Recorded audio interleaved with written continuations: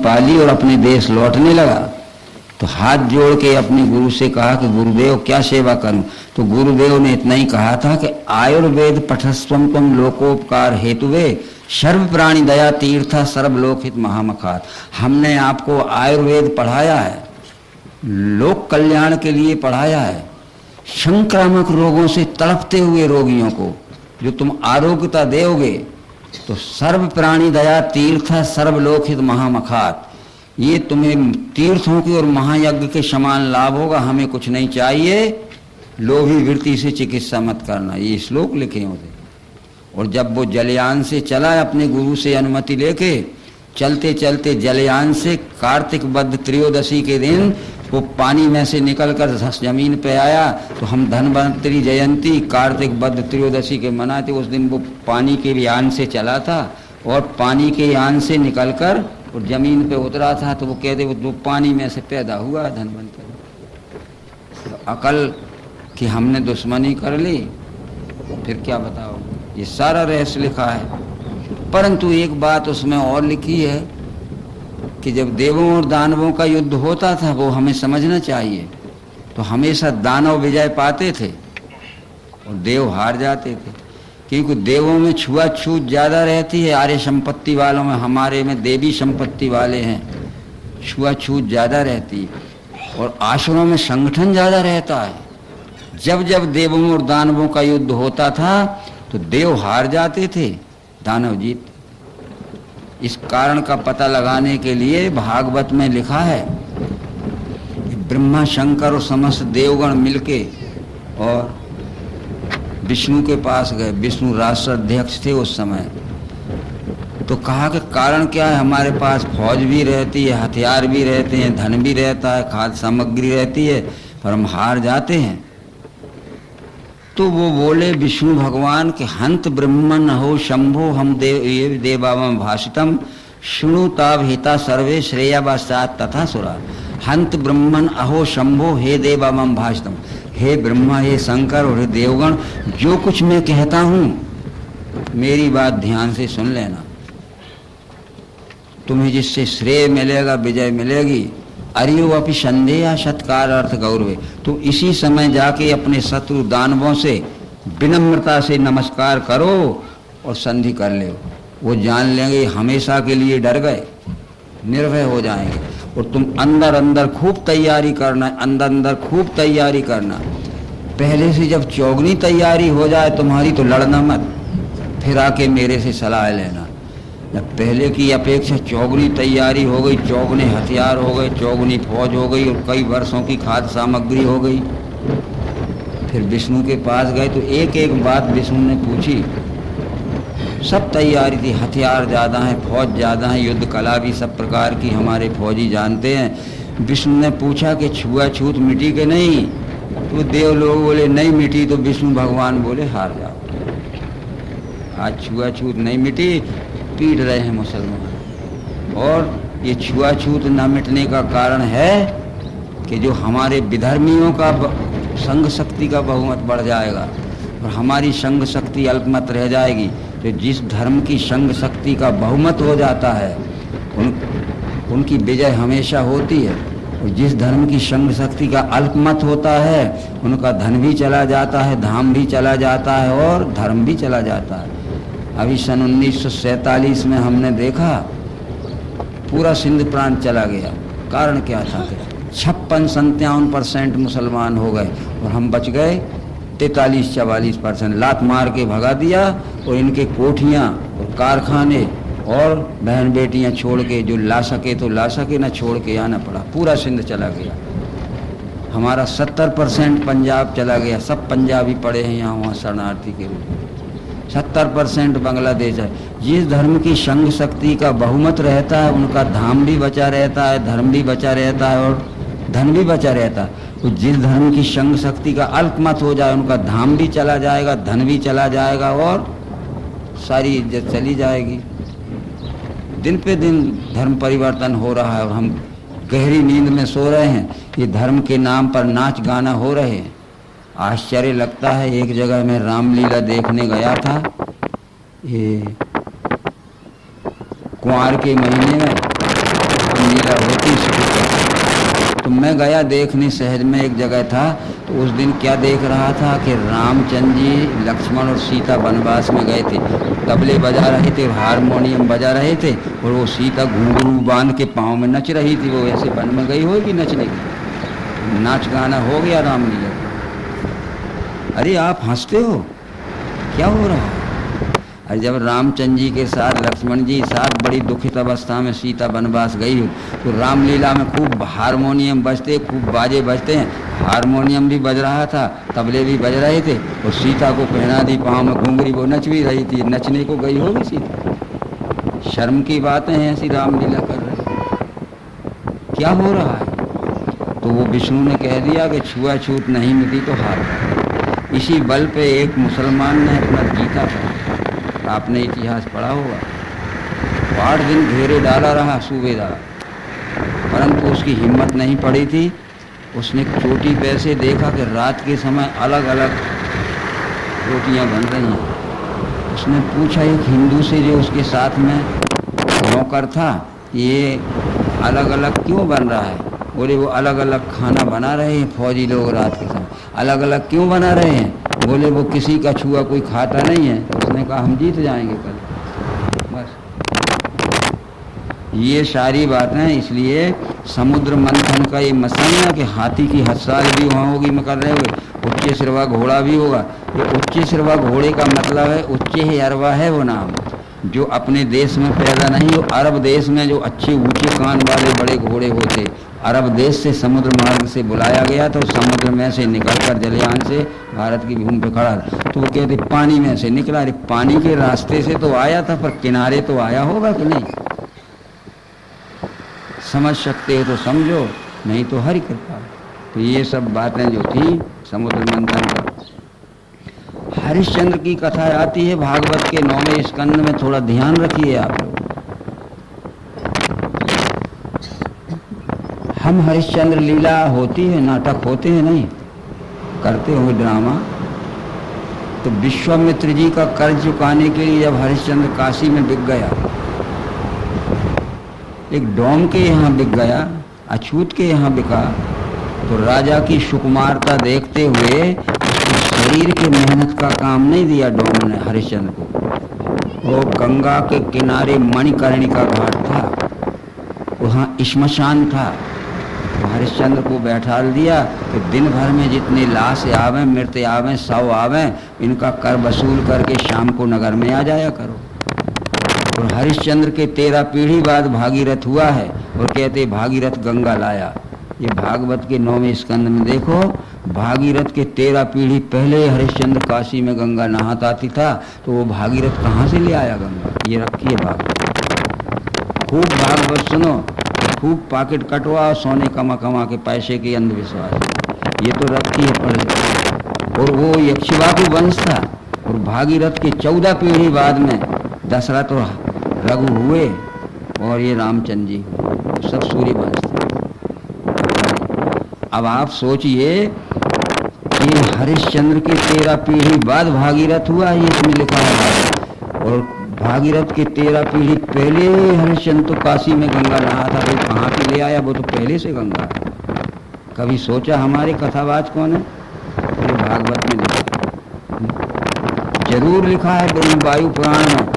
हमने इसलिए आपसे कहा था कि धर्म के इतिहास से जो खबर हो जाएगा, धीरे धीरे आदमियत को खोके खर हो जाएगा। हम सनातन धर्म के इतिहास से अनबे गोवा, एक ही किताब पढ़ लेते हैं, एक ही किताब सुनाने वाले आ गए, एक ही किताब सुनने वाले बैठ गए, जो कह दिया हम मानते गए। तुलसीदास ने लिखा कि कलयुग में गुरु बहरे होंगे, शिष्य अंधे होंगे, लिखा होगा। गुरु शिष्य बधिर अंध कर लेखा, एक न सुने एक नहीं देखा। शिष्य अंधे होंगे, अब शिष्यों की आंखों में आंख नहीं दिखता, और गुरुजी 5 अंगुली तो बता रहे और कहते बेटा एक है, तो नहीं दिखता है तो 5 को 1 मानोगे कि नहीं? और गुरु 1 अंगुली बता रहे और कहेंगे बेटा जी 5 हैं, नहीं दिखता तो 1 को 5 मान, दिखेगा तो 1 को 5 हम क्यों मानेंगे, 5 को 1 क्यों मान? तो गुरु होंगे बहरे और शिष्य होंगे अंधे, जो कह दिया सो मानते जाएंगे, लिखा है रामायण में। गुरु शिष्य बधिरे अंध कर लेखा, एक न सुने एक नहीं देखा। और गुरु बहरे हैं, वो कहता है हम सब पूजा पाठ कर चुके, हम तीर्थ कर चुके, हम सब कुछ कर चुके, परंतु हमारा भ्रम नहीं गया। तो वो कहते और करो एकादशी फिर, या मकर संक्रांति नहाया आओ, या सोमवती अमावस नहाया आओ, पुण्य हो जाएगा, पाप धुल जाएगा। मित्रों, श्री कृष्ण ने जब अश्वमेध यज्ञ किया था पांडवों ने, तो द्वारका से हस्तिनापुर बुलाया था अर्जुन ने, युधिष्ठिर ने।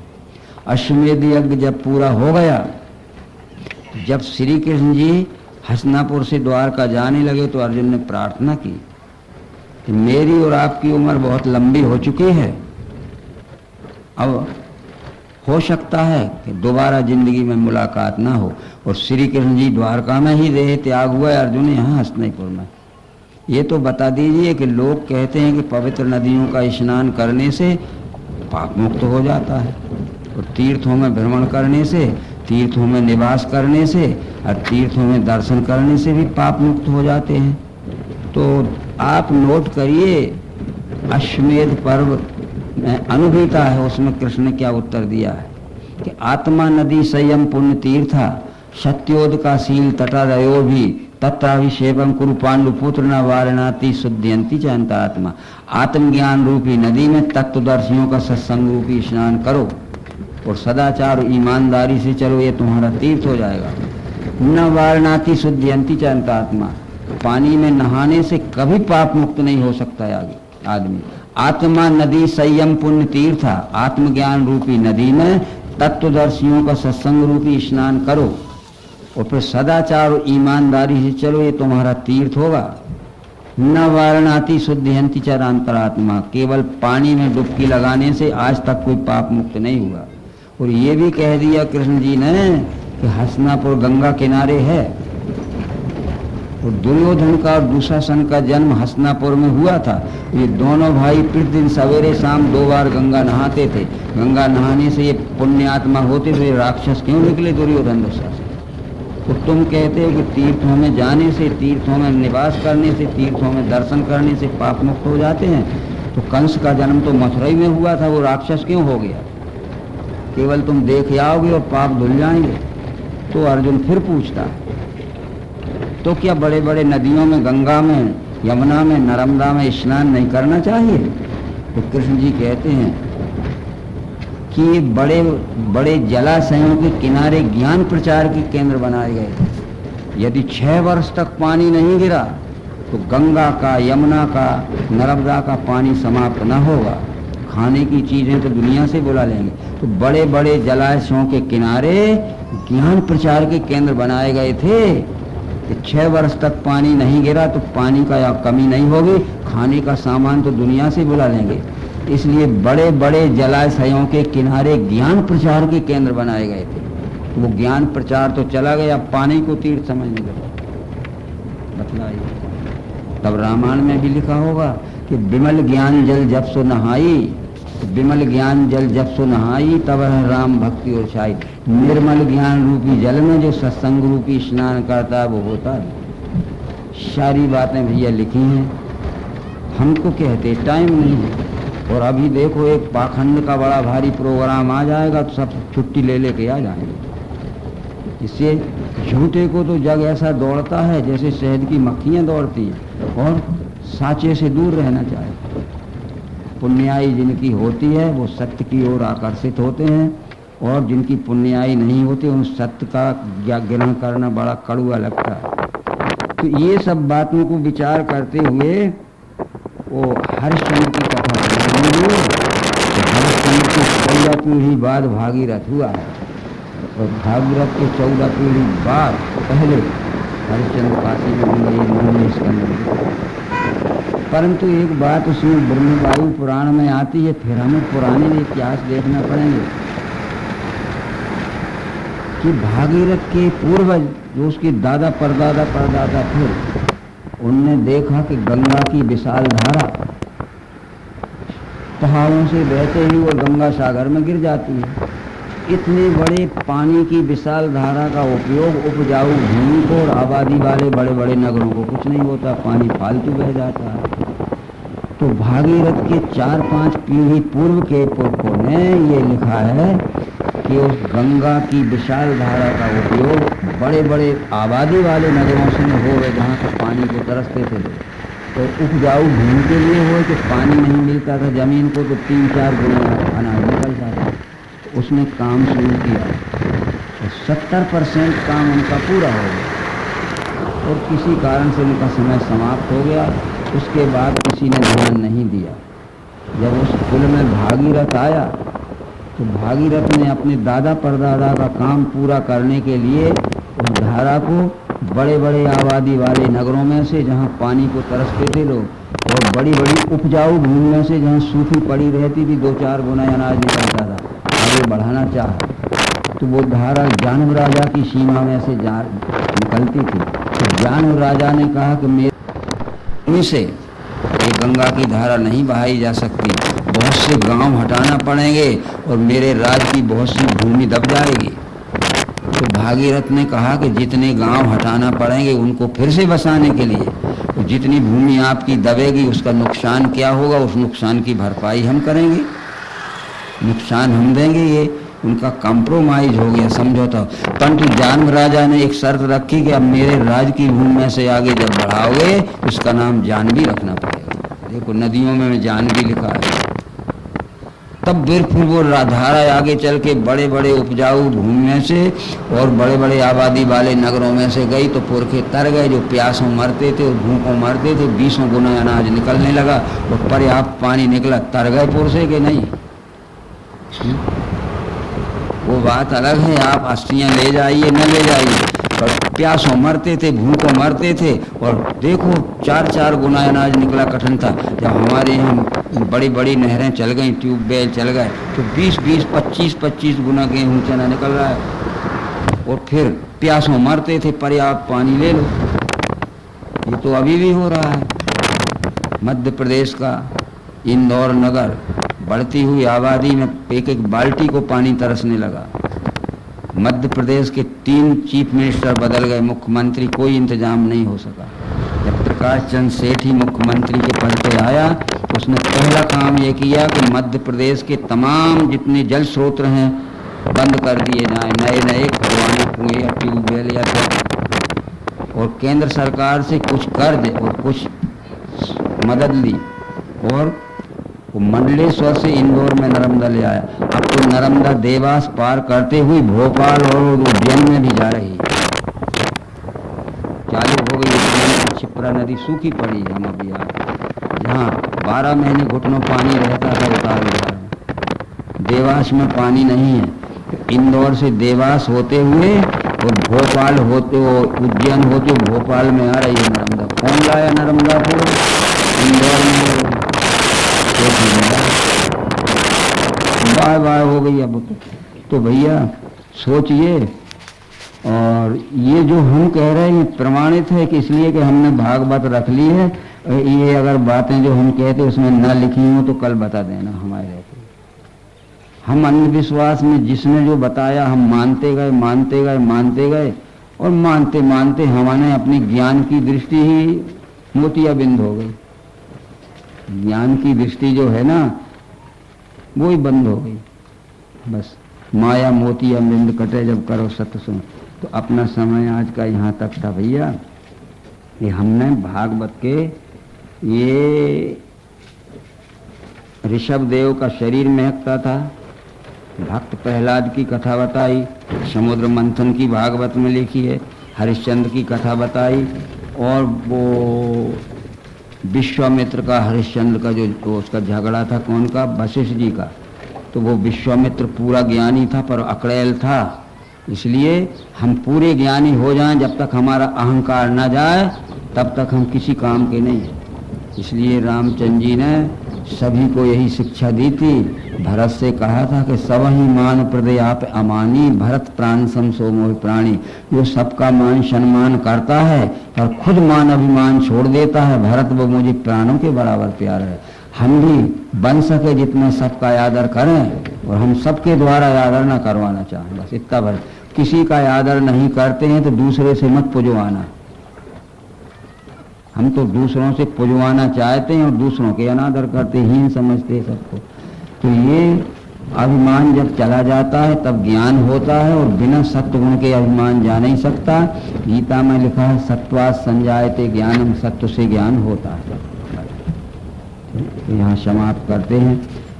एक छोटी सी आरती होगी 5 मिनट, वो प्रसाद बटेगा। 5 मिनट में प्रसाद लेके ही हमारी देवियां जाएंगी, और आरती आप कहना शुरू कर दीजिए। रेवा जी की आरती का। भजन और भक्ति के संबंध में बहुत बड़ी भ्रांति इस मानव जगत में छा गई। धर्म और ईश्वर, भजन और भक्ति का मूल आधार हमारे सदग्रंथ ही रहा करते हैं। चारों युगों का जितना भी धर्म साहित्य है, संत वांग्मय है, कालांतर हो जाने से उसका जो मार्मिक रहस्य है सामान्य जनमानस से दूर हो चुका है, समझ के परे हो चुका है। सज्जनों, वे सभी धर्म ग्रंथ तत्वदर्शी सदगुरु गम्य हैं, और वो हमें बुद्धि ग्राह्य कराते हैं। ये ग्राम पुण्यवान है, ऐसे तत्वदर्शी सदगुरु का सानिध्य हम आप सबको प्राप्त हुआ। हम आप अपना स्थायी कल्याण करने के लिए और परम सुख शांति प्राप्त करने के लिए सत्संग में आवे। और आज पहला दिवस था, 5 समझाया जाता है, धर्म ग्रंथों का यथार्थ स्वरूप निरूपण किया जाता है। हम आप सब उसको समझें और अपने को धन्य करें। आज भीषण धर्म गिलानी का समय है। सब लोग भजन और भक्ति तो कर रहे, सब भक्त हैं ही, पर भक्ति के 2 स्वरूप होते हैं, पराभक्ति और गौणी भक्ति, यानी माया भक्ति और अमाया भक्ति। माया भक्ति क्या है? माया भक्ति का स्वरूप क्या है? माया भक्ति का स्वरूप है कि हम धर्म और ईश्वर को मानते हैं, परंतु आचरण रहित रहते, हमारा व्यवहार अशुद्ध रहता है। हम परस्परों के साथ अशुद्ध व्यवहार करते, यानी द्वैत बुद्धि के व्यवहार का स्वरूप ही माया है, और वो माया भक्ति हम करते हैं। संतों ने जताया है कि अमाया भक्ति हमें करना है। अमाया भक्ति कहते हैं अविरल भक्ति, अनन्य भक्ति, पराभक्ति, विशुद्ध भक्ति को। और हम भक्ति तो कर रहे हैं, हम भक्त हैं, पर अनन्य नहीं। और उसकी पहचान ये है कि हम भक्त होकर भी हमारा व्यवहार शुद्ध नहीं, ये उसकी पहचान है। और अनन्य भक्ति का निर्देश शास्त्रों में मिलता है। भगवान राम स्वयं अनन्य भक्ति के लिए कहते हैं कि समदर्शी मोहि कह सबको, सेवक प्रिय अनन्य गति सो। जो अनन्य होते, अनन्य शब्द अन यानी नहीं, अन्य यानी दूसरा, दूसरा नहीं यानी अभेद भाव। मयि च अनन्य योगेन भक्ति अव्यभिचारिणी, अव्यभिचारिणी भक्ति, ये पर्यायवाची शब्द हैं। तो सज्जनों, प्रत्येक व्यक्ति को सत्संग की आवश्यकता है, क्योंकि हमें अनन्य होना है। हमारी परम सुख शांति, परम आनंद, परम समाधान हमसे बहुत दूर है, और एक शुभ अवसर हमें प्राप्त हुआ है। सब प्रकार के मान अभिमान छोड़कर समस्त ग्राम के भाई बहनों, श्रद्धावान नारियों से, आत्मस्वरूप सज्जनों से निवेदन है कि वो नित्य इस ज्ञान गंगा में स्नान करें और समय पर आवें। सत्संग में बैठने का एक तरीका होता है, और सत्संग प्राप्त करने का भी एक तरीका होता है। तो बहुत से लोग पहले आ जाते और बीच में उठ के चले जाते, बहुत से लोग कुछ देर बाद आते और बहुत से लोग आखिरी में आते हैं, सत्संग समापन के समय आते हैं। तो जिस तरह से हम शिक्षक हैं, हम विद्यार्थी को पढ़ाते, यदि विद्यार्थी हमारे पहले दूसरे पीरियड को अटेंड न करे या बीच के पीरियड अटेंड करे, अंतिम आखिरी के पीरियड अटेंड न करे, तो उसको उस विषय वस्तु से लक्षित नहीं कराया जा सकता, यानी उसको वह विषय वस्तु समझ में नहीं आ सकती।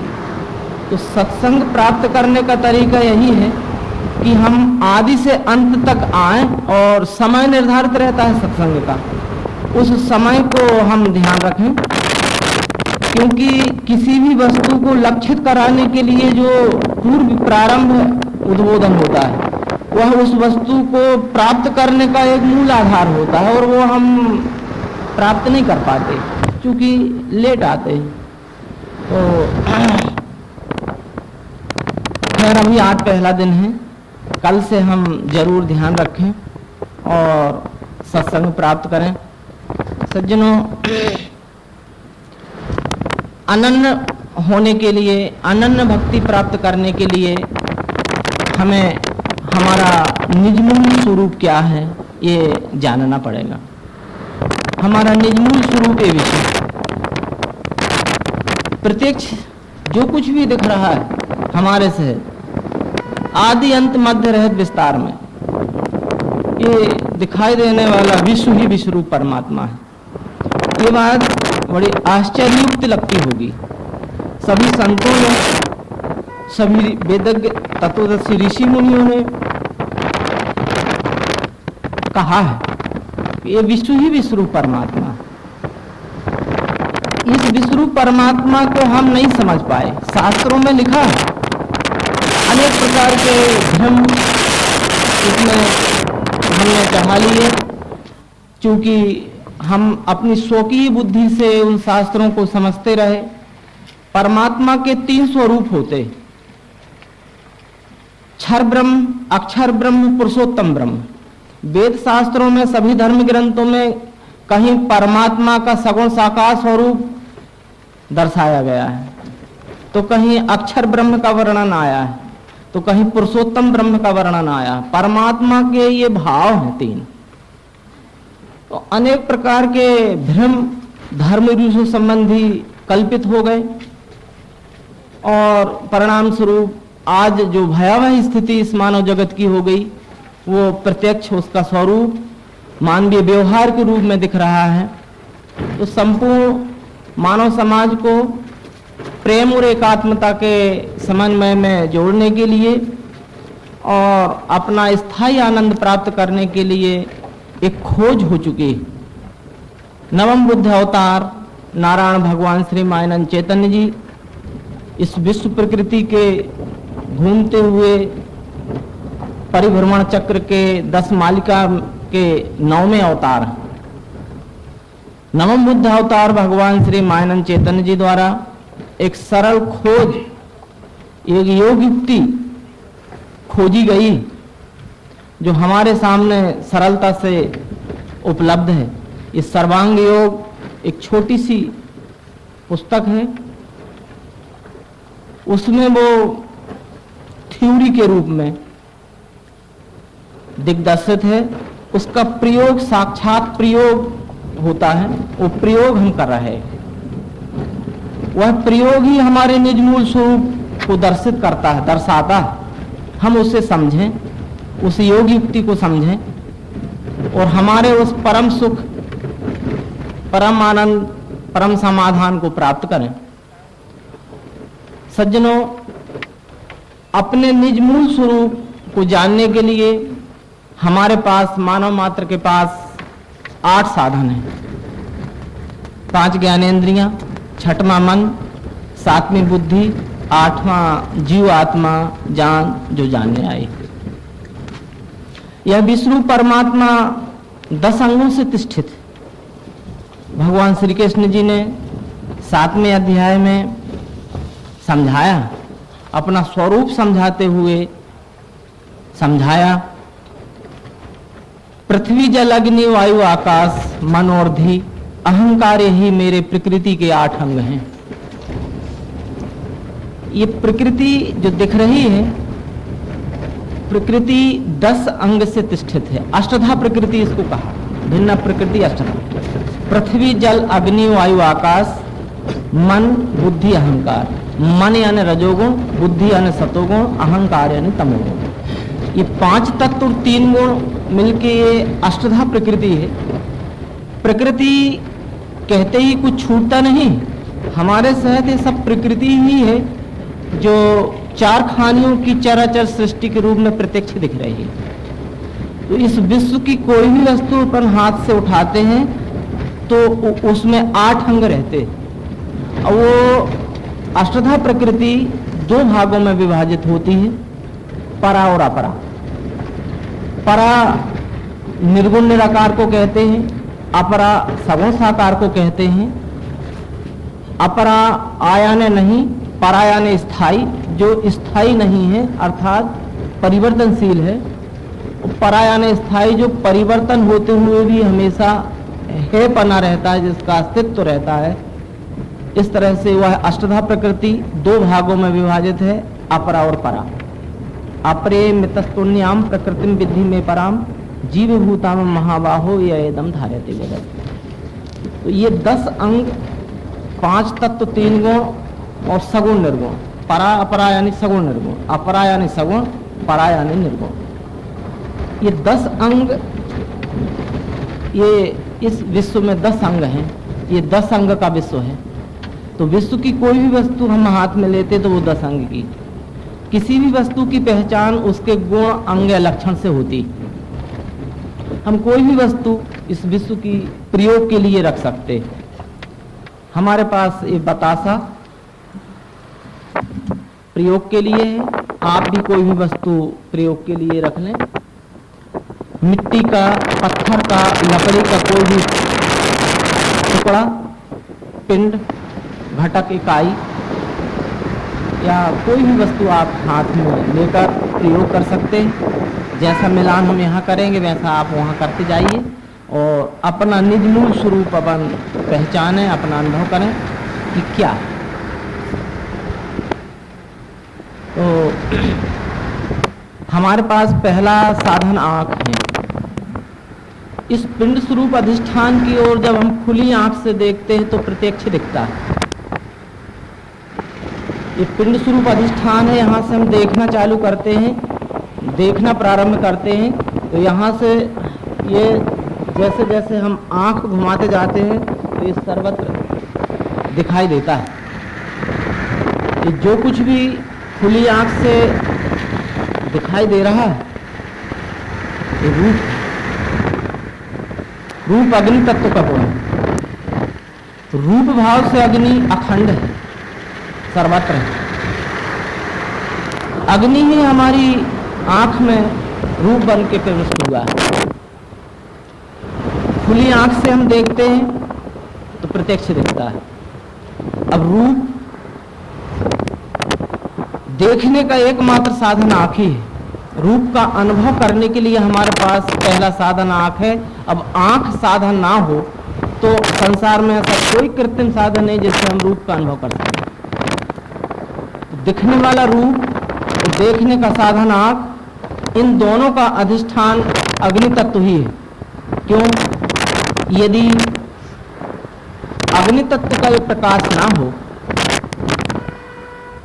और आंख हमारी खुली हो तो भी हमें ये रूप नहीं दिख सकते, अंधेला दिखेगा, रूप के प्रकार अनुभव नहीं आएंगे। और यदि अग्नि तत्व का ये प्रकाश है परंतु हमारी आंख में ये अग्नि तत्व की जो चक्षु शक्ति है वो ना हो तो भी हमें रूप अनुभव नहीं हो सकता। तो दिखने वाला रूप और देखने का साधन आंख, इन दोनों का अधिष्ठान अग्नि तत्व है। अग्नि ही हमारी आंख में रूप बन के प्रविष्ट हुआ है। दूसरा साधन हमारे पास त्वचा है। हम इसी पिंड स्वरूप अधिष्ठान को छू के देखें तो स्पर्श की अनुभूति होती है, सर्वत्र स्पर्श की अनुभूति होती है। जितने विस्तार में हमने रूप का अनुभव किया, अब हमारी आंख बंद भी हो परंतु दूसरा साधन हमारे पास त्वचा है। इसी पिंड स्वरूप अधिष्ठान से लेकर सर्वत्र हम छू के देखते हैं तो बराबर हमें स्पर्श का अनुभव होता है। स्पर्श भाव से वायु अखंड है। वायु ही हमारी आंख में त्वचा में स्पर्श बन के प्रविष्ट हुआ है। तो इस पिंड स्वरूप अधिष्ठान में आने वाला स्पर्श और स्पर्श का अनुभव करने वाला साधन त्वचा, इन दोनों का अधिष्ठान वायु तत्व ही है। यदि वायु तत्व की स्पर्शन शक्ति इस त्वचा में ना हो तो हम स्पर्श भी करते तो स्पर्श नहीं होता। जैसे पैरालाइसिस हो जाते हैं, लकवा पैरालिस, तो हम टोचते भी हैं तो पता नहीं चलता। नहीं, जहां वायु है तो स्पर्श जरूर होगा और जहां वायु का संचार नहीं हो वहां स्पर्श का अनुभव नहीं होता। तो स्पर्श भाव से वायु अखंड है, सर्वत्र हमें। अब स्पर्श का अनुभव करने के लिए इस त्वचा के अलावा संसार में और कोई कृत्रिम साधन नहीं, या दूसरे साधन से स्पर्श का अनुभव कर सकते हैं। ये विश्वरूप परमात्मा का दूसरा अंग वायु का हमने अनुभव किया। तीसरा साधन हमारे पास कान। इस पिंड स्वरूप अधिष्ठान को हम फिर क्रिया करते हैं, प्रयोग करते हैं, इसको बजा के देखते हैं तो शब्द की अनुभूति होती है। शब्द की अनुभूति होती है। शब्द आकाश तत्व का गुण है। शब्द भाव से आकाश भी अखंड है। आकाश कहते हैं पोलेपन को। ये अवकाश जो दिख रहा है, ये पोलापन, जितना भी अनंत विस्तार में ये जो पोलापन है, ये पोलेपन को ही आकाश कहते हैं। और ये शब्द जो होता है ये आकाश का गुण है। आकाश तत्व की क्रियाशील ज्ञानेंद्रिय कान है। कान से ही शब्द का अनुभव होता है। संसार में और कोई कृत्रिम साधन नहीं जो हम शब्द का अनुभव कर सके कान के बगैर। तो आने वाला शब्द का अनुभव और जिस साधन से शब्द का अनुभव होता है कान, इन दोनों का अधिष्ठान आकाश ही है। आकाश तत्व ही हमारे कान में शब्द बनकर प्रविष्ट हुआ है और अपने ही सजातीय गुण का अनुभव कर रहा है शब्द का। अब चौथा प्रयोग करते, इसी पिंड स्वरूप अधिष्ठान को जीभ से लगाते तो रस की अनुभूति होती। रस जल तत्व का गुण है। जल तत्व की क्रियाशील ज्ञानेंद्रिय जिह्वा है।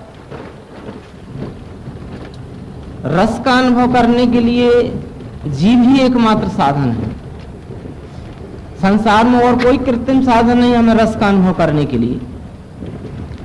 स्पेशल साधन इस प्रकृति द्वारा मानव मात्र को प्रदत्त हैं। इस तरह से हम अपने चौथे साधन से परमात्मा के सगुण साकार का चौथा अंग जल है, जल का अनुभव कर रहे हैं। रस भाव से जल सर्वत्र अखंड है। इस पिंड स्वरूप अधिष्ठान से लेकर सर्वत्र रस भाव से जल अखंड है। जल तत्व ही हमारी जिह्वा में रसनम शक्ति के रूप में है और अपने ही सजाती गुण रस का अनुभव कर रहा है। यानी आने वाला रस का अनुभव और जिस साधन जिस जिह्वा से रस का अनुभव होता है, ये दोनों का अधिष्ठान जल तत्व ही है।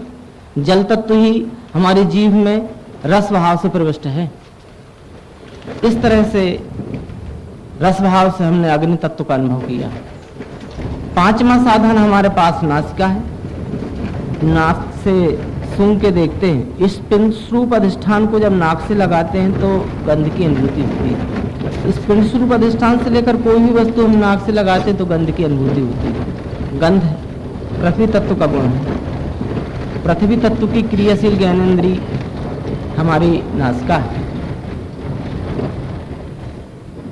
गंध भाव से पृथ्वी अखंड है।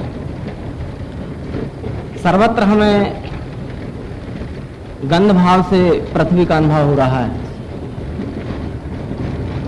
सूंघ के देखते उसके प्रकार भेद हैं गंध के, सुगंध दुर्गंध के रूप में। और गंध का अनुभव आने के लिए एकमात्र साधन नासिका ही है। नासिका के अलावा संसार में और कोई साधन नहीं। तो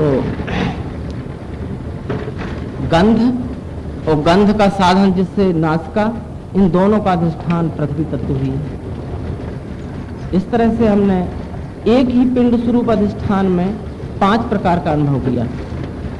अब परमात्मा एक है तो परमात्मा के 10 अंग भी एक में हो, उनके अंगों में विविधता नहीं है कि कोई अलग अलग, जैसे अग्नि एक ही, पर आंख भाव से अनेक है, रूप भाव से अखंड है। तो कहते हैं परमात्मा की अनेक आंखें, जैसे गीता में है कि सर्वतः पाणि पादम तत्सर्वतो अक्षिसुरुमुखम सर्वतः श्रुति मन लोके सर्वमाव्रत तिष्ठति। उस परमात्मा के सर्वत्र आंखें, अक्ष। तो आंख भाव से परमात्मा अनेक है। देखो स्वेदस खानी के, अंडस खानी के, पिंडस खानी के कितने जीव हैं, कितनी आंखें हैं। रूप भाव से अखंड है, आंख भाव से अनेक है और अद्वैत। ऐसे वायु एक है, स्पर्श भाव से अखंड है और त्वचा भाव से अनेक है। आकाश एक है, शब्द भाव से अखंड है, कान भाव से अनेक है। सर्वतः श्रुति मन लोके, उसके सर्वत्र कान। इसी तरह से जल तत्व एक है, रस भाव से अखंड है, जीव भाव से अनेक।